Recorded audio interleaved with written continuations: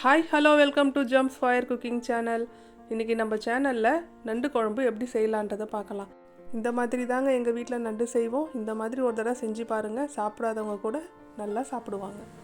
இப்போ நான் நண்டு குழம்பு செய்கிறதுக்கு இந்த மாதிரி வெங்காயத்தை குட்டி குட்டியாக கட் பண்ணி வச்சுருக்கேன். இது தாளிக்கிறதுக்கு இந்த மாதிரி கொஞ்சம் பெருசாக கட் பண்ணி வச்சுக்கோங்க. அது நம்ம மிக்ஸி ஜாரில் சேர்த்து அரைச்சிடலாம். அப்புறம் பூண்டு, பச்சை மிளகா உங்களுக்கு எந்த அளவு காரம் வேணுமோ அந்த அளவு போட்டுக்கோங்க.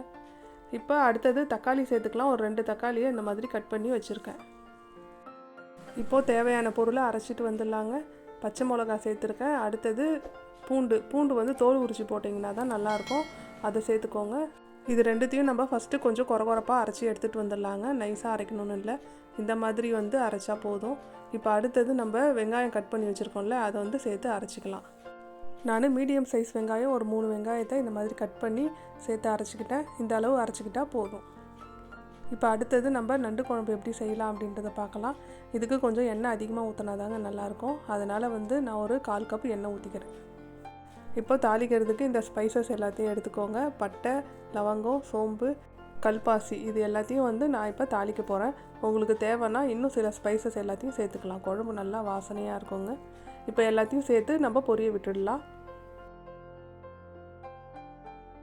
பொரிஞ்சதுக்கப்புறம் நம்ம வெங்காயம், கருவேப்பிலை இது ரெண்டுத்தையும் சேர்த்துக்கலாம்.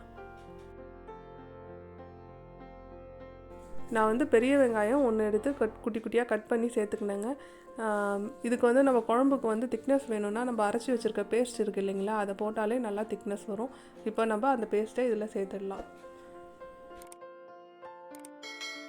இதில் நான் பூண்டு மட்டும்தாங்க சேர்த்து அரைச்சிருக்கேன். நீங்கள் இஞ்சி போட்டிங்கன்னா கறி குழம்பு வாசனை வந்துடும். இந்த மாதிரி பூண்டு, வெங்காயம் அரைச்சி போட்டு செஞ்சு பாருங்கள், நல்லா சூப்பராக இருக்குங்க. இதை கொஞ்சம் நேரம் பச்சை வாசனை போகிற அளவுக்கு நல்லா வதக்கி விடணுங்க. பாருங்கள், கொஞ்சம் கொஞ்சமாக கலர் சேஞ்ச் ஆகிக்கிட்டே வருது. இப்போ பச்சை வாசனை போயிடுச்சுங்க. அடுத்தது தக்காளி சேர்த்துக்கலாம். இப்போ தக்காளி சேர்த்து கொஞ்சம் நேரம் வதக்கியாச்சு. அடுத்தது நம்ம மஞ்சள் தூள் போட்டுக்கலாம். அடுத்தது நம்ம வீட்டில் இருக்க குழம்பு மிளகாய் தூள் கொஞ்சம் போட்டுக்கலாம். அடுத்தது கல் உப்பு சேர்த்துக்கிறேங்க. இது எல்லாத்தையும் சேர்த்து நல்லா வதக்கி விடுங்க.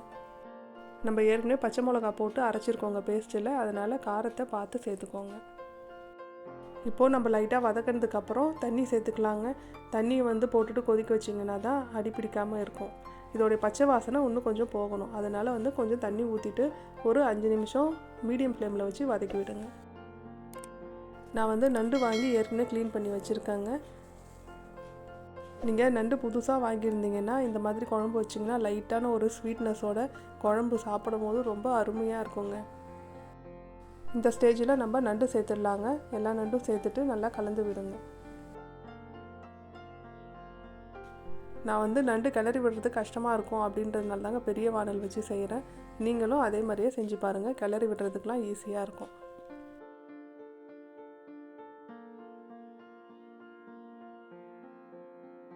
இப்போ நண்டை நல்லா கலந்து விட்டாச்சுங்க. இப்போ நண்டு வேகிறதுக்காக நம்ம கொஞ்சம் தண்ணி சேர்த்துக்கணும். நான் ஒரு 3/4 டம்ளர் தண்ணி சேர்த்துக்கிறேன். அதை போட்டுட்டு நல்லா கலந்து விட்டுட்டு மூடி வச்சுடுங்க. நண்டு வேகிறதுக்கு 10 நிமிஷம் போதுங்க. அதனால் கொதிக்கும் போது இடையில கிளறி விடுங்க. உங்களுக்கு நண்டு ட்ரையாக வேணும் அப்படின்னு நினச்சிங்கன்னா இந்த தண்ணியெல்லாம் சுண்ட விட்டுட்டு ட்ரை ஆக்கிக்கலாம். அந்த மாதிரி சாப்பிட்டாலும் நல்லாயிருக்கும். நான் இப்போ குழம்பு பண்ண போகிறேன். அதனால் நம்ம தேங்காய் பேஸ்ட்டு அரைச்சி இதில் போட்டுக்கணும். தேங்காய் விழுது அரைக்கிறதுக்கு நான் 1/2 மூடி தேங்காய் எடுத்திருக்கேன். அது கூட 1 டீஸ்பூன் சோம்பு, ஒரு 5 இல்லை 6 முந்திரி பருப்பு, இது எல்லாத்தையும் சேர்த்து நம்ம நைஸாக அரைச்சி எடுத்துகிட்டு வந்துடலாம்.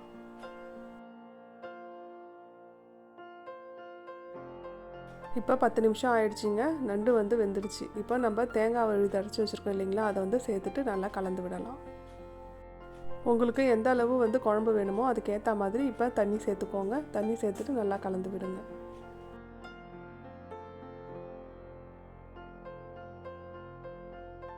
இப்போது தேங்காய் விழுதெல்லாம் போட்டு கலந்தாச்சு. கலந்ததுக்கப்புறம் ஒரு கொதி வந்தால் போதுங்க.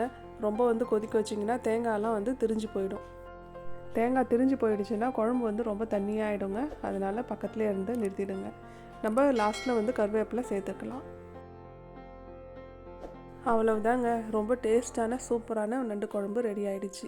இந்த நண்டு குழம்பு உங்களுக்கு பிடிச்சிருந்ததுன்னா செஞ்சு சாப்பிட்டு பார்த்துட்டு கமெண்ட் பண்ணுங்கள்.